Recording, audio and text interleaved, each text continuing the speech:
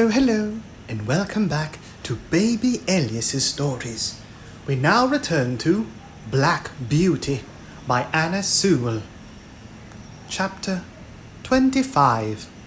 Reuben Smith. I must now say a little about Reuben Smith, who was left in charge of the stables when York went to London.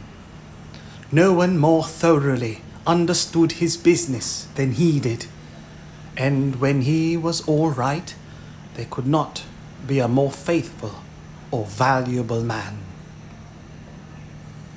He was gentle and very clever in his management of horses, and could doctor them almost as well as a farrier, for he had lived 2 years with a veterinary surgeon. He was a first-rate driver. He could take a 4 in hand or a tandem as easily as a pair. He was a handsome man, a good scholar, and had very pleasant manners. I believed everybody liked him. Certainly the horses did.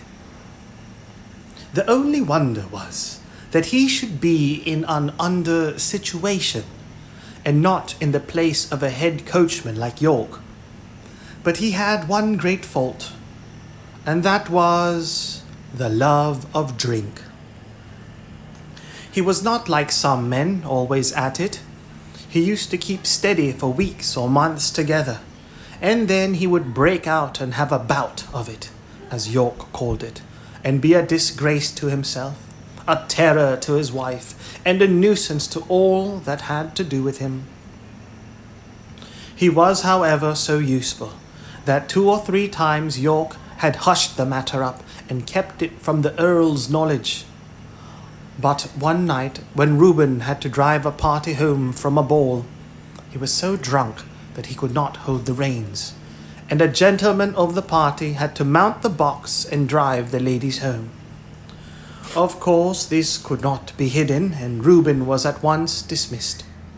His poor wife and little children had to turn out of the pretty cottage by the park gate and go where they could. Old Max told me all this, for it happened a good while ago.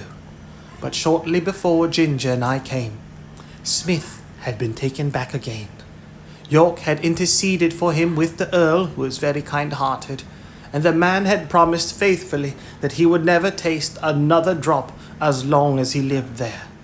He had kept his promise so well that York thought he might be safely trusted to fill his place whilst he was away. And he was so clever and honest that no one else seemed so well fitted for it. It was now early in April, and the family was expected home sometime in May. The light brougham was to be fresh done up, and as Colonel Blantyre was obliged to return to his regiment, it was arranged that Smith should drive him to the town in it and ride back. For this purpose he took the saddle with him, and I was chosen for the journey. At the station, the colonel put some money into Smith's hands and bid him goodbye, saying, "Take care of your young mistress, Reuben, and don't let Black Auster be hacked about by any random young prig that wants to ride him. Keep him for the lady." We left the carriage at the maker's, and Smith rode me to the White Lion, and ordered the ostler to feed me well and have me ready for him at 4 o'clock. A nail in one of my front shoes had started as I came along, but the ostler did not notice it till just about 4 o'clock. Smith did not come into the yard till 5, and then he said he should not leave till 6, as he had met with some old friends. The man then told him of the nail, and asked if he should have the shoe looked to. "No," said Smith, "that will be all right till we get home." He spoke in a very loud off-hand way, and I thought it very unlike him not to see about the shoe, as he was generally wonderfully particular about loose nails in their shoes. He did not come at 6, nor 7, nor 8. It was nearly 9 o'clock before he called for me, and then it was with a loud, rough voice. He seemed in a very bad temper, and abused the ostler, though I could not tell what for. The landlord stood at the door and said, "Have a care, Mr. Smith." But he answered angrily with an oath, and almost before he was out of the town he began to gallop, frequently giving me a sharp cut with the whip, though I was going at full speed. The moon had not yet risen, and it was very dark. The roads were stony, having been recently mended. Going over them at this pace, my shoes soon became looser, and when we were near the turnpike gate, it came off.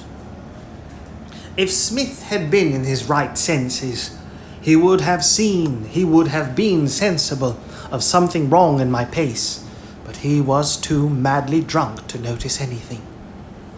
Beyond the turnpike was a long piece of road upon which fresh stones had just been laid, large, sharp stones, over which no horse could be driven quickly without risk of danger. Over this road, with one shoe gone, I was forced to gallop at my utmost speed, my rider meanwhile cutting into me with his whip, and with wild curses urging me to go still faster. Of course, my shoeless foot suffered dreadfully. The hoof was broken and split down to the very quick, and the inside was terribly cut by the sharpness of the stones. This could not go on. No horse could keep his footing under such circumstances. The pain was too great. I stumbled and fell with violence on both my knees. Smith was flung off by my fall, and owing to the speed I was going at, he must have fallen with great force. I soon recovered my feet and limped to the side of the road where it was free from stones. The moon had just risen above the hedge, and by its light I could see Smith lying a few yards beyond me. He did not rise. He made one slight effort to do so, and then there was a heavy groan. I could have groaned too, for I was suffering intense pain both from my foot and knees. But horses are used to bear their pain in silence. I uttered no sound, but I stood there and listened. One more heavy groan from Smith, but though he now lay in the full moonlight, I could see no motion.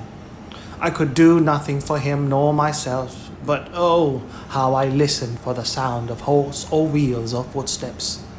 The road was not much frequented, and at this time of the night, we might stay for hours before help came to us.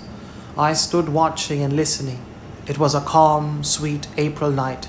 There were no sounds but a few low notes of a nightingale, and nothing moved but the white clouds near the moon, and a brown owl that flitted over the hedge. It made me think of the summer nights long ago, when I used to lie beside my mother in the green pleasant meadows at Farmer Gray's. Chapter 26. How it ended. It must have been nearly midnight when I heard at a great distance the sound of a horse's feet. Sometimes the sound died away, then it grew clearer again and nearer. The road to Earlshall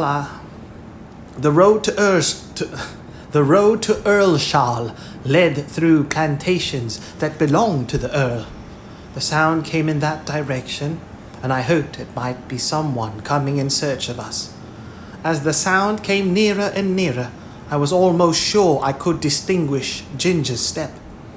A little nearer still, I could tell she was in the dog cart. I neighed loudly and was overjoyed to hear an answer neigh from Ginger and men's voices.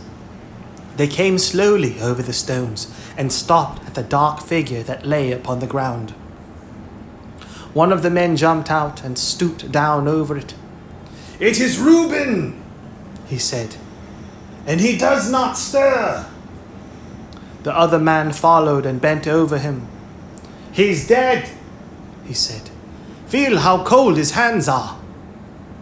They raised him up, but there was no life, and his hair was soaked with blood. They laid him down again and came and looked at me. They soon saw my cut knees. "Why, the horse has been down and thrown him. Who would have thought the black horse would have done that? Nobody thought he could fall. Reuben must have been lying here for hours. Odd, too, that the horse has not moved from the place." Robert then attempted to lead me forward. I made a step, but almost fell again. "Halloo! He's bad in his foot as well as his knees. Look here, his hoof is cut all to pieces. He might well come down, poor fellow. I tell you what, Ned, I'm afraid it hasn't been all right with Reuben. Just think of him riding a horse over these stones without a shoe. Why, if he had been in his right senses, he would just as soon have tried to ride him over the moon. I'm afraid it has been the old thing over again. Poor Susan. She looked awfully pale when she came to my house to ask if he had not come home. She made believe she was not a bit anxious and talked of a lot of things that might have kept him. But for all that, she begged me to go and meet him. But what must we do? There's the horse to get home as well as the body, and that will be no easy matter." Then followed a conversation between them, till it was agreed that Robert, as the groom, should lead me, and that Ned must take the body. It was a hard job to get it into the dog cart, for there was no one to hold Ginger, but she knew as well as I did what was going on, and stood as still as a stone. I noticed that because if she had a fault, it was that she was impatient and standing. Ned started off very slowly with his sad load, and Robert came and looked at my foot again. Then he took his handkerchief and bound it closely round, so he led me home. I shall never forget that night walk. It was more than 3 miles. Robert led me on very slowly, and I limped and hobbled on as well as I could with great pain. I'm sure he was sorry for me, for he had often patted and encouraged me, talking to me in a pleasant voice. At last I reached my own box and had some corn, and after Robert had wrapped up my knees in wet cloths, he tied up my foot in a bran poultice to draw out the heat, and cleansed it before the horse doctor saw it in the morning, and I managed to get myself down on the straw and slept in spite of the pain. The next day, after the farrier had examined my wounds, he said he hoped the joint was not injured, and if so, I should not be spoiled for work, but I should never lose the blemish. I believe they did the best to make a good cure, but it was a long and painful one. Proud flesh, as they called it, came up in my knees and was burnt out with caustic, and when at last it was healed, they put a blistering fluid over the front of both knees to bring all the hair off. They had some reason for this, and I suppose it was all right. As Smith's death had been so sudden and no one was there to see it, there was an inquest held. The landlord and ostler at the White Lion, with several other people, gave evidence that he was intoxicated when he started from the inn. The keeper of the toll gate said he rode at a hard gallop through the gate, and my shoe was picked up amongst the stones, so that the case was quite plain to them, and I was cleared of all blame. Somebody pitied Susan. She was nearly out of her mind. She kept saying over and over again, "Oh, he was so good, so good. It was all that cursed drink. Why will they sell that cursed drink? Oh, Reuben, oh, Reuben." So she went on till after he was buried.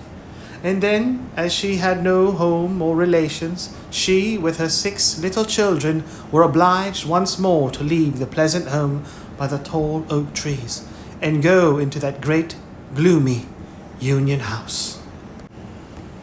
Chapter 27. Ruined and Going Downhill. As soon as my knees were sufficiently healed, I was turned into a small meadow for a month or 2. No other creature was there, and though I enjoyed the liberty and the sweet grass, yet I had been so long used to society that I felt very lonely. Ginger and I had become fast friends, and now I missed her company extremely. I often neighed when I heard horses' feet passing in the road, but I seldom got an answer. Till one morning the gate was opened, and who should come in but dear old Ginger. The man slipped off her halter and left her there. With a joyful whinny, I trotted up to her, and were both glad to meet. But I soon found that it was not for our pleasure that she was brought to be with me. Her story would be too long to tell, but the end of it was that she had been ruined by hard riding, and was now turned off to see what rest would. Lord George was young and would take no warning. He was a hard rider, and would hunt whenever he could get the chance. Quite careless of his horse, soon after I left the stable there was a steeplechase, and he determined to ride, though the groom told him she was a little strained, and was not fit for the race. He did not believe it, and on the day of the race urged Ginger to keep up with the foremost riders. With her high spirit she strained herself to the utmost. She came in with the first 3 horses, but her wind was touched, besides which he was too heavy for her, and her back was strained. "And so," she said, "here we are, ruined in the prime of our youth and strength, you by a drunkard, and I by a fool. It is very hard." We both felt in ourselves that we were not what we had been. However, that did not spoil the pleasure we had in each other's company. We did not gallop about as we once did, but we used to feed and lie down together, and stand for hours under one of the shady lime trees with our heads close to each other, and so we passed our time till the family returned from town. One day we saw the Earl come into the meadow, and York was with him. Seeing who it was, we stood still under our lime tree and let them come up to us. They examined us carefully. The Earl seemed much annoyed. "There is £300 flung away for no earthly use," he said. But what I care most for is that these horses of my old friend, who thought they would find a good home with me, are ruined. The mare shall have a 12 months' run, and we shall see what that will do for her. But the black one, he must be sold. 'Tis a great pity, but I could not have knees like these in my stables." "No, my lord, of course not," said York. "But he might get a place where appearance is not of much consequence, and still be well treated.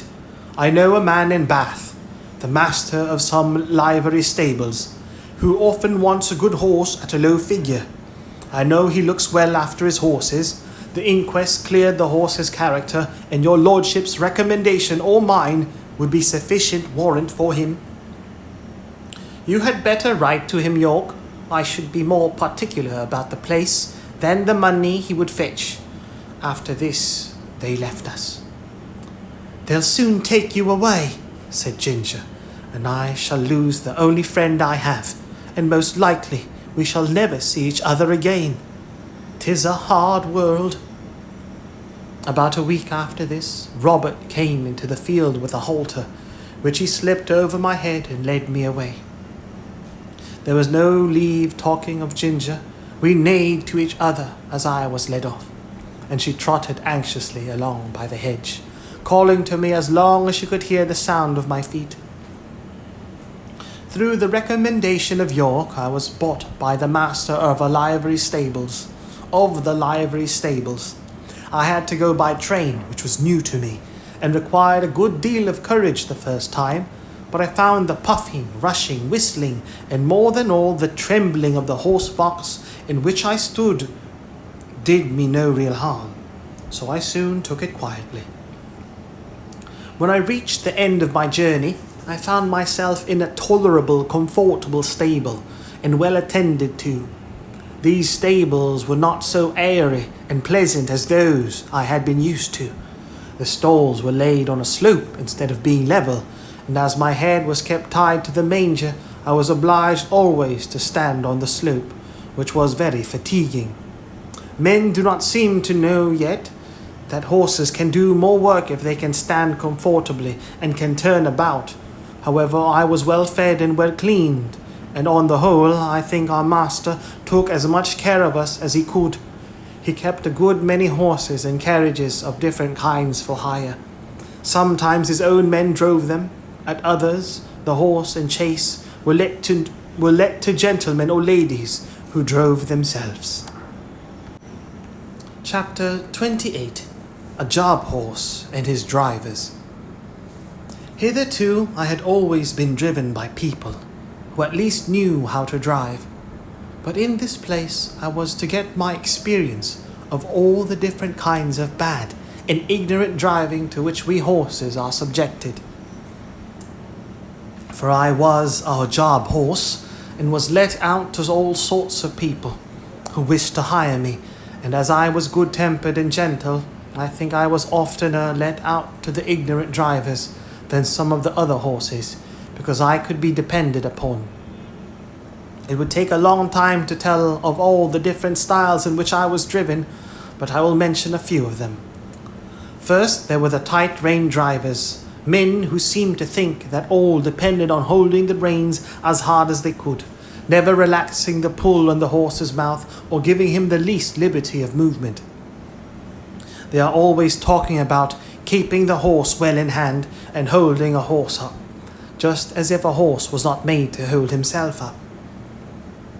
Some poor broken-down horses, whose mouths have been made hard and insensible by just drivers as these, may perhaps find some support in it, but for a horse who can depend upon his own legs and who has a tender mouth and is easily guided, it is not only tormenting, but it is stupid. Then there are the loose rein drivers, who let the reins lie easily on our backs, and their own hand rest lazily on their knees. Of course, such gentlemen have no control over a horse. If anything happens suddenly, if a horse shies or starts or stumbles, they are nowhere, and cannot help the horse or themselves, till the mischief is done. Of course, for myself, I had no objection to it, as I was not in the habit either of starting or stumbling, and had only been used to depend on my driver for guidance and encouragement. Still, one likes to feel the rein a little in going downhill, and likes to know that one's driver is not gone to sleep. Besides, a slovenly way of driving gets a horse into bad and often lazy habits, and when he changes hands he has to be whipped out of them with more or less pain and trouble. Squire Gordon always kept us to our best paces and our best manners. He said that spoiling a horse and letting him get into bad habits was just as cruel as spoiling a child, and both had to suffer for it afterwards. Besides, these drivers are often careless altogether and will attend to anything else more than their horses. I went out in the phaeton one day with one of them. Phaeton.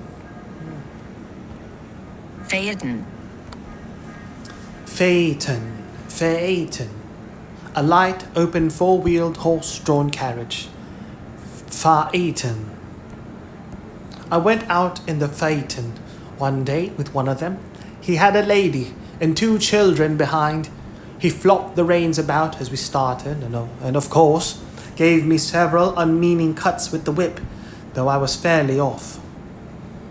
There had been a good deal of road mending going on, and even where the stones were not freshly laid down, there was a great many loose ones. But my driver was laughing and joking with the lady and the children, and talking about the country to the right and the left. But he never thought it worthwhile to keep an eye on his horse, or to drive on the smoothest parts of the road. And so it easily happened that I got a stone in one of my 4 feet. Now, if Mr. Gordon or John, or in fact any good driver had been there, he would have seen that something was wrong before I had gone 3 paces, or even if it had been dark. A practised hand would have felt by the rein that there was something wrong in the step, and they would have gone down and picked out the stone. But this man went on laughing and talking, whilst at every step the stone became more firmly wedged between my shoe and the frog of my foot. The stone was sharp on the inside and round on the outside, which, as everyone knows, is the worst, dangerous kind that a horse can pick up, at the same time cutting his foot and making him most liable to stumble and fall. Whether the man was partly blind or only very careless, I can't say, but he drove me with that stone in my foot for a good half-mile before he saw anything. By that time I was going so lame with pain. At last he saw it and called out, "Well, here's a go! Why, they have sent us out with a lame horse! What a shame!" And then he chucked the reins and flipped about with the whip, saying, "Now then, it's no use playing the old soldier with me. There's the journey to go, and it's no use turning lame and lazy." Just at this time a farmer came riding up on a brown cob. He lifted his hat and pulled up. "I beg your pardon, sir," he said, "but I think there is something the matter with your horse. He goes very much as if he had a stone in his shoe. If you will allow me, I will look at his feet. These loose, scattered stones are confounded dangerous things for the horses." "He's a hired horse," said my driver. "I don't know what's the matter with him, but it is a great shame to send out a lame beast like this." The farmer dismounted, and slipping his rein over his arm, at once took up my near foot. "Bless me, there's a stone! Lame! I should think so." At first he tried to dislodge it with his hand, but it was now very tightly wedged. He drew a stone pick out of his pocket and very carefully and with some trouble got it out. Then holding it up he said, "There, that's the stone your horse had picked up. It is a wonder he did not fall down and break his knees into the bargain." "Well, to be sure," said my driver. "That is a queer thing. I never knew that horses picked up stones before." "Didn't you?" said the farmer rather contemptuously. "But they do, though, and the best of them will do it and can't help it sometimes on such roads as these. And if you don't want to lame your horse, you must look sharp and get them out quickly. This foot is very much bruised," he said, setting it gently down and patting me. "If I might advise, sir, you had better drive him gently for a while. The foot is a good deal hurt, and the lameness will not go off directly." Then, mounting his cob and raising his hat to the lady, he trotted off. When he was gone, my driver began to flop the reins about and whip the harness, by which I understood that I was to go on, which of course I did, glad that the stone had gone, but still in a good deal of pain. This was the sort of experience we job horses often came in for. Chapter 29. Cockneys. Then there is the steam engine style of driving. These drivers were mostly people from towns, who never had a horse of their own, and generally travelled by rail. They always seemed to think that a horse was something like a steam engine, only smaller. At any rate, they think that if only they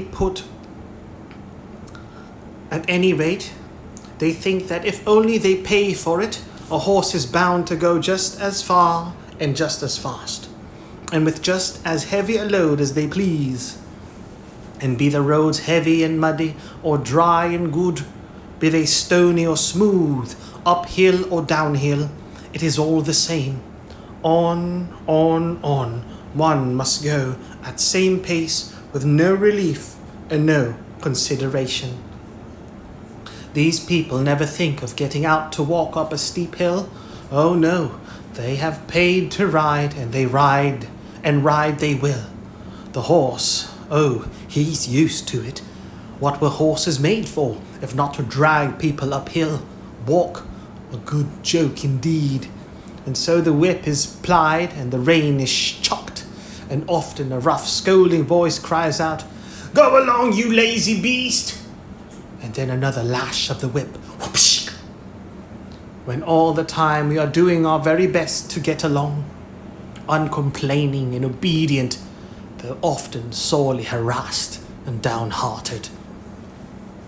This steam engine style of driving wears us up faster than any other kind.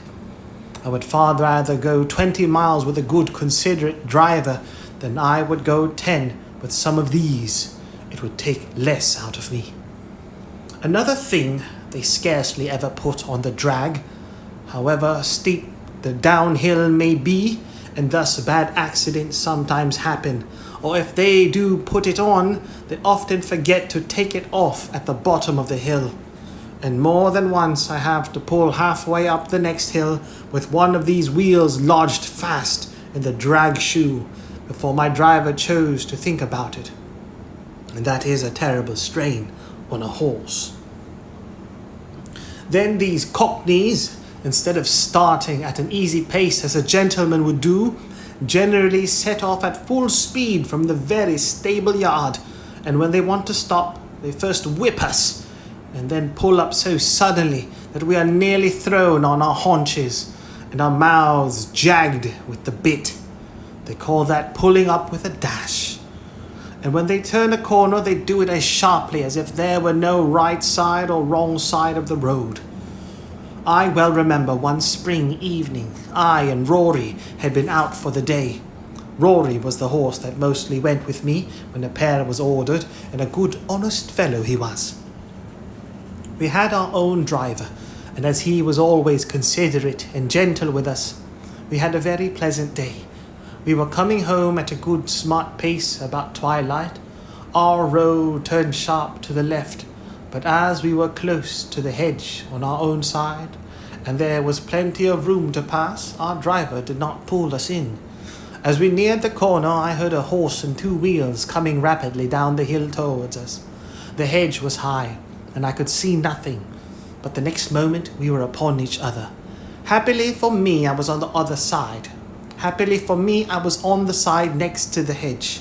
Next the hedge, Rory was on the right side of the pole and had not even a shaft to protect him. The man who was driving was making straight for the corner, and when he came in sight of us, he had no time to pull over to his own side. The whole shock came upon Rory. The gig shaft ran right into the chest, making him stagger back with a cry that I shall never forget.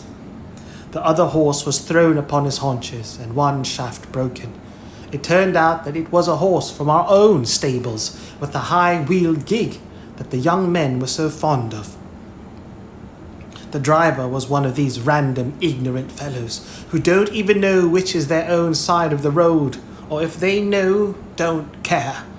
And there was poor Rory with his flesh torn open and bleeding, and the blood streaming down. They said if it had been a little more to one side, it would have killed him, and a good thing for him. Poor fellow, if it had. As it was a long time before the wound healed, and then he was sold for cold carting. And what that is, up and down those steep hills, only horses know. Some of the sights I saw there, where a horse had to come downhill with a heavily loaded two-wheel cart barrel behind him, with a two-wheel cart behind him on which no drag could be placed, make me sad even now to think of. After Rory was disabled, I often went in the carriage with a mare named Peggy, who stood in the next stall to mine. She was a strong, well-made animal of a bright dun colour, beautifully dappled, and with a dark brown mane and tail. There was no high breeding about her, but she was very pretty and remarkably sweet-tempered and willing. Still, there was an anxious look about her eye, by which I knew that she had some trouble. The first time we went out together, I thought she had a very odd pace. She seemed to go partly a trot, partly a canter, 3 or 4 paces, and then a little jump forward.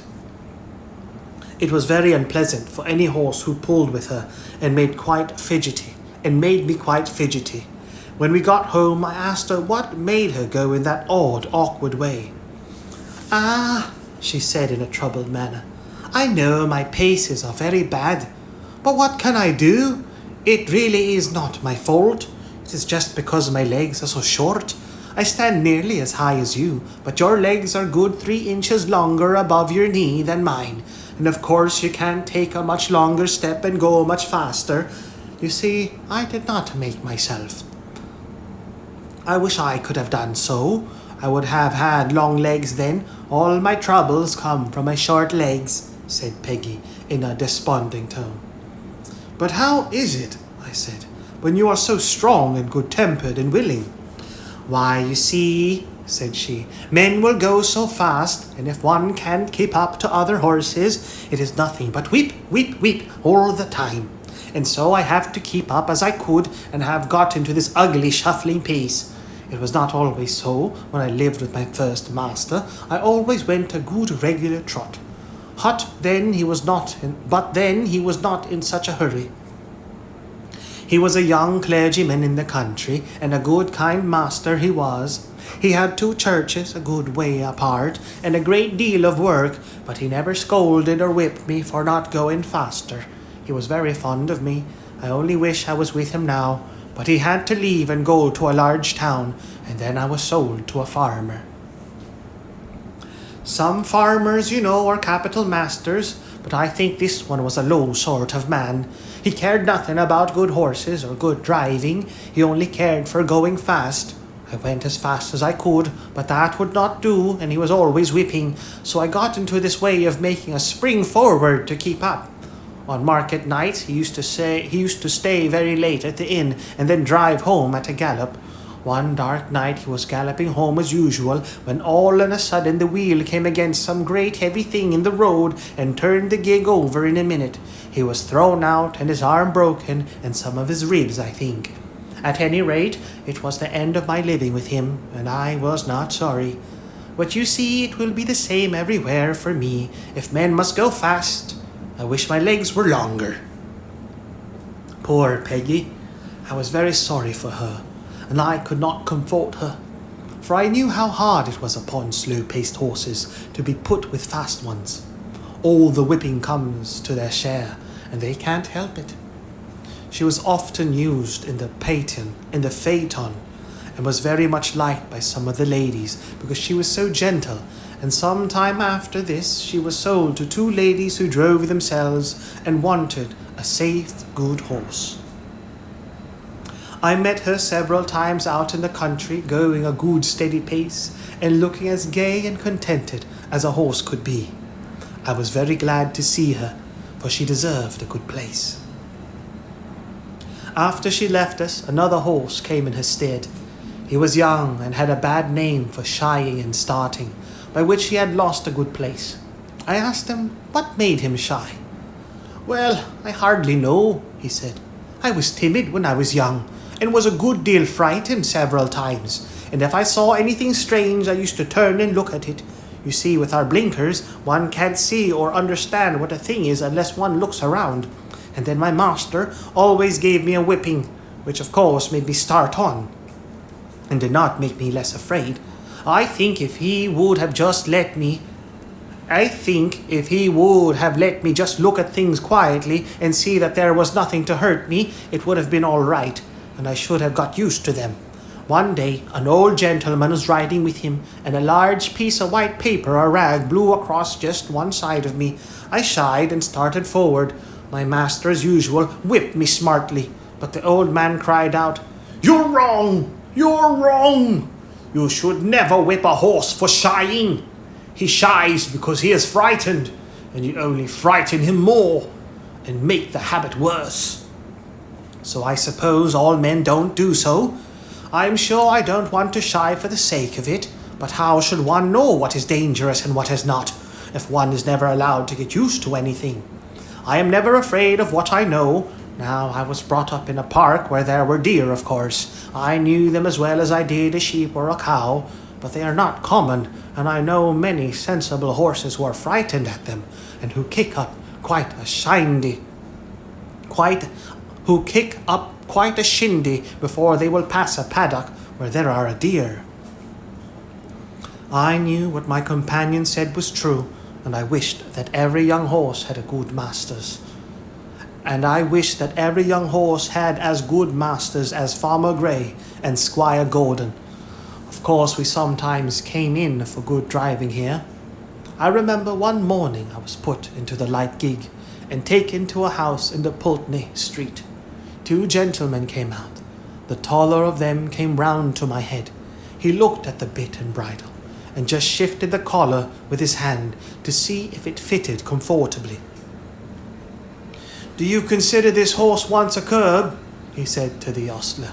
"Well," said the man, I should say he would go just as well without. He has an uncommon good mouth, and though he has a fine spirit, he has no vice.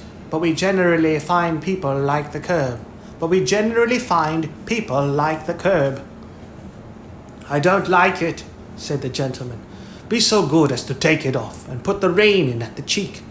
An easy mouth is a great thing on a long journey, is it not, old fellow? He said, patting my neck. Then he took the reins, and they both got up. I can remember now how quietly he turned me round, and then with a light feel of the rein, and drawing the whip gently across my back, we were off. I arched my neck and set off at my best pace. I found I had someone behind me who knew how a good horse ought to be driven. It seemed like old times again, and made me feel quite gay. This gentleman took a great liking to me, and after trying me several times with the saddle, he prevailed upon my master to sell me to a friend of his, who wanted a safe, pleasant horse for riding. And so it came to pass that in the summer I was sold to Mr. Barry. Chapter 30. A Thief. My new master was an unmarried man. He lived at Bath, and was much engaged in business. His doctor advised him to take horse exercises, and for this purpose he bought me. He hired a stable a short distance from his lodgings, and engaged a man named Filcher as groom. My master knew very little about horses, but he treated me well, and I should have had a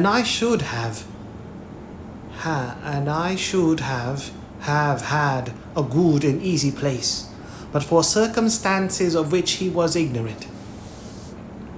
He ordered the best hay with plenty of oats, crushed beans and bran with vetches or rye grass, as the man might think needful.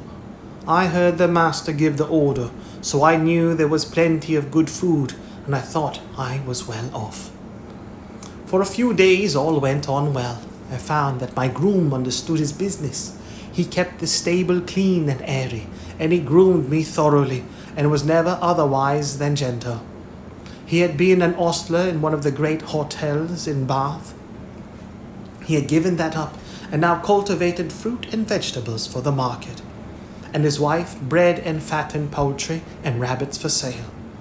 After a while it seemed to me that my oats came very short. I had the beans, but the bran was mixed with them instead of oats, of which there were very few, certainly not more than a quarter of what there should have been. In 2 or 3 weeks this began to tell upon my strength and spirits. The grass food, though very good, was not the thing to keep up my condition without corn. However, I could not complain or make known my wants, so it went on for about 2 months, and I wondered my master did not see that something was the matter. However, one afternoon he rode out into the country to see a friend of his, a gentleman farmer who lived on the road to Wells. This gentleman had a very quick eye for horses, and after he had welcomed his friend, he said, casting his eye over me, "It seems to me, Barry, that your horse does not look so well as he did when you first had him. Has he been well?" "Yes, I believe so," said my master, "but he is not nearly so lively as he was. My groom tells me that horses are always dull and weak in the autumn, and that I must expect it." "Autumn fiddlesticks," said the farmer. "Why, this is only August, and with your light work and good food he ought to not go down like this, even if it was autumn. How do you feed him?" My master told him. The other shook his head slowly and began to feel me over. "I can't say who eats your corn, my dear fellow, but I am much mistaken if your horse gets it. Have you ridden very fast?" "No, very gently." "Then just put your hand here," he said, passing his hand over my neck and shoulder. "He is as warm and damp as a horse just come up from grass. I advise you to look into your stable a little more.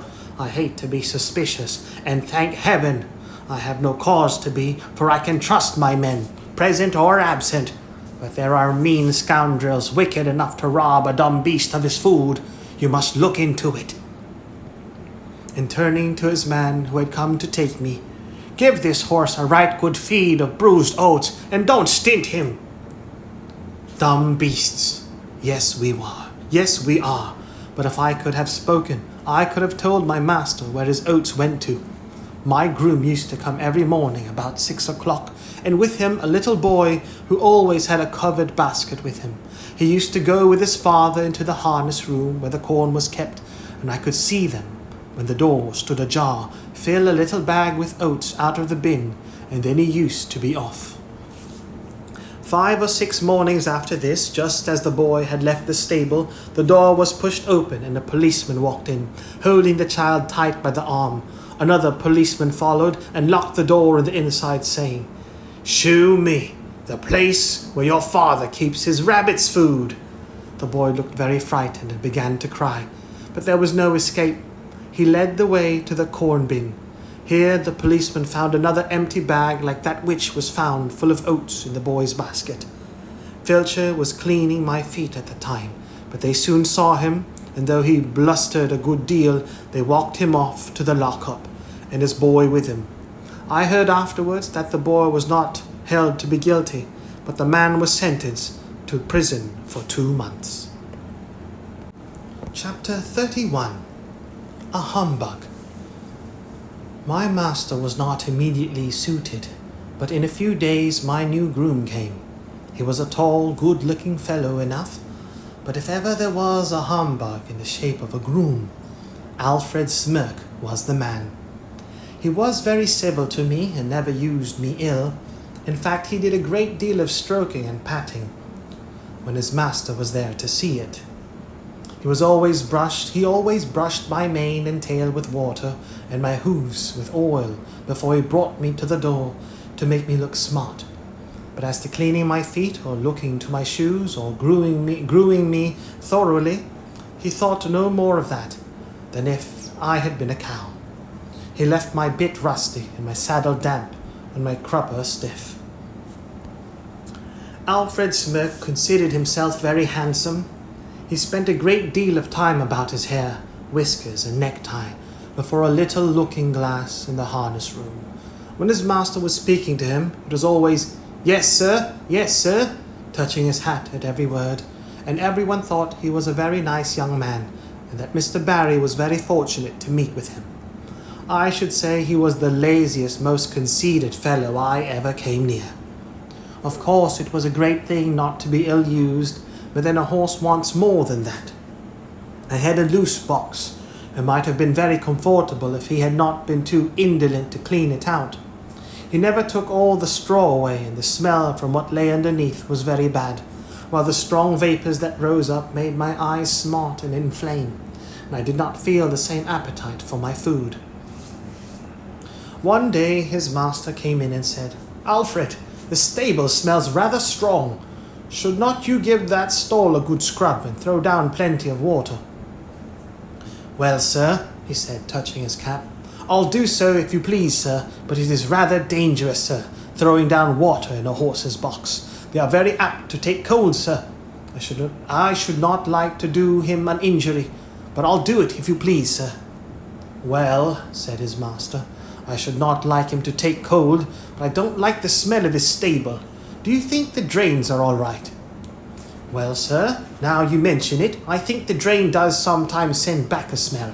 There may be something wrong, sir." "Then send for the bricklayer and have it seen to," said his master. "Yes, sir, I will."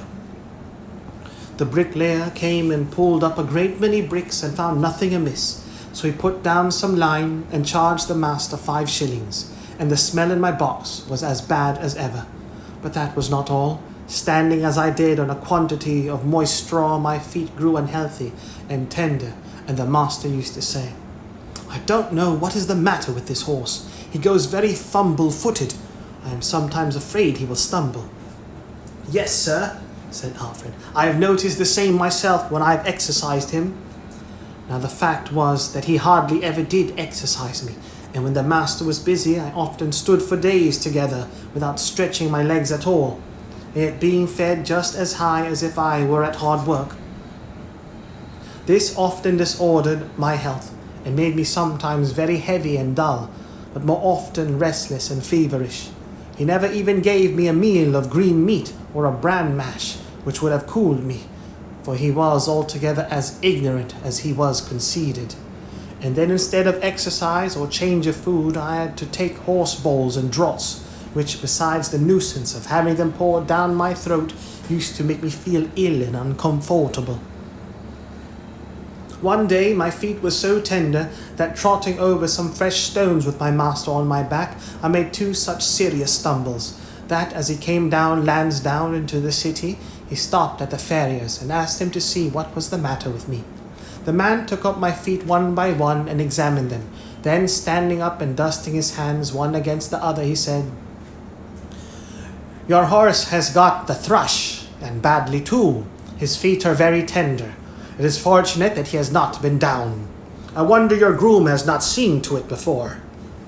This is the sort of thing we find in foul stables, where the litter is never properly cleared out. If you will send him here tomorrow, I will attend to the hoof, and I will direct your man how to apply the liniment, which I will give him." The next day I had my feet thoroughly cleansed and stuffed with tow, soaked in some strong lotion, and a very unpleasant business it was. The farrier ordered all the litter to be taken out of my box day by day, and the floor kept very clean. Then I was to have bran mashes, a little green meat, and not so much corn, till my feet were well again. With this treatment I soon regained my spirits, but Mr. Barry was so much disgusted at being twice deceived by his grooms that he determined to give up keeping a horse, and to hire when he wanted one. I was therefore kept till my feet were quite sound, and was then sold again.